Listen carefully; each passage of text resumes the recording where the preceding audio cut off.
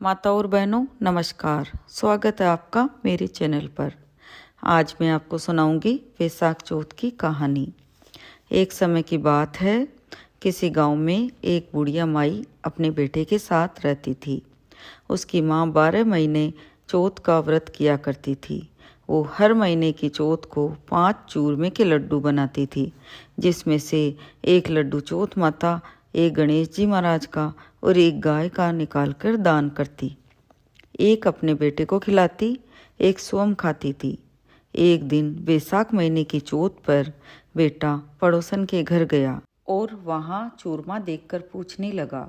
तब पड़ोसन बोली, आज वैशाख चौथ है, इसलिए मैंने चूरमा बनाया है। तो वो बोला, मेरी माँ तो हर महीने चौथ का व्रत करती है। तब पड़ोसन बोली, वैशाख चौथ है, इसलिए मैंने चूरमा बनाया है। तो वो बोला, मेरी माँ तो हर महीने चौथ का व्रत करती है। तब पड़ोसन बोली, माँ चौथ का व्रत थोड़ी करती है, उसे तो घी के लड्डू खाने की आदत है। तेरी मेहनत की कमाई बर्बाद करती है और सारे लड्डू खुद खा जाती है। तेरे को खाने में सिर्फ एक लड्डू देती है। लड़का उसकी बातों के बहकावे में आ गया और अपनी माँ से बोला, तुम चूरमे के लड्डू खाती रहती हो और मुझे सिर्फ एक लड्डू देती हो, इसलिए अब तुम ये चौथ माता का व्रत करना छोड़ दो। माँ ने कहा, बेटा मैं तो चौथ माता का व्रत तेरी ही सुख शांति के लिए करती हूँ, मैं ये व्रत नहीं छोड़ सकती। बेटा बोला, यदि तुम ये व्रत नहीं छोड़ सकती तो मैं परदेश जा रहा हूँ। बेटा यदि तुम मेरे से नाराज होकर परदेश जाना चाहता है तो चौथ माता की आँखें अपने साथ ले जा।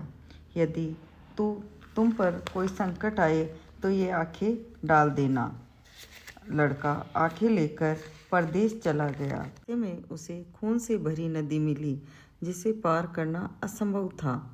तभी उसे अपनी माँ की बात याद आई और उसने आँखें निकाल कर चौथ माता का नाम लेकर उसे नदी में डाल दिया और कहा, हे चौथ माता, यदि मेरी माँ सच्ची है और मेरे लिए व्रत करती है तो ये नदी दूध और पानी से भर जाए और मुझे रास्ता मिल जाए। उसके ऐसा कहते ही नदी दूध और जल से भर गई और उसे रास्ता मिल गया। आगे चलने पर भयंकर जंगल में एक शेर मिला जो उसे खाने के लिए झपटा। उसने आंखें लेकर चौथ माता को याद करके शेर पर फेंक दिए। शेर पीछे हट गया। आगे चलकर वह एक नगर में पहुंचा। उस नगर के राजा के यहाँ मिट्टी का अलाव पकता था, जो 6 महीने में पकता था, और वो अलाव जब पकता था उसमें एक आदमी की बलि दी जाती थी, यानी एक आदमी को बर्तन के साथ चुन दिया जाता था। उस लड़के ने देखा एक बुढ़िया माई आटा पीसती जा रही है और रोती जा रही है। इसका कारण पूछने पर बुढ़िया बोली, आज मेरे इकलौते बेटे की अलाव में जाने की बारी है। तब वो लड़का बोला, तू मुझे जल्दी से खाना खिला दे, तेरे पुत्र की जगह मैं जाऊंगा। बुढ़िया माई के मना करने पर भी वह नहीं माना और राजा का बुलावा आने पर चल दिया। साथ में चौथ माता के आँखें और जल का लोटा लेकर वह अलाव में बैठ गया। दूसरे दिन अलाव पक गया।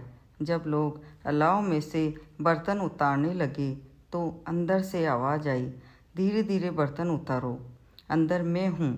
लोगों के आश्चर्य का ठिकाना नहीं रहा। उन्होंने जाकर राजा को ये बात बताई। तब राजा बोले, अंदर कोई भूत प्रेत है या देवता?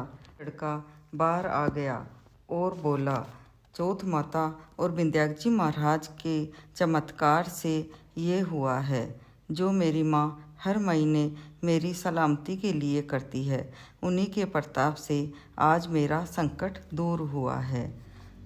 तब राजा ने कहा कि तेरी चौथ माता को मैं जब सच्ची मानूं, जब मैं 2 घोड़े लाऊं, एक घोड़े पर तू बैठ, एक पर मैं बैठूं, मैं तुझे सांकल से बांध दूंगा।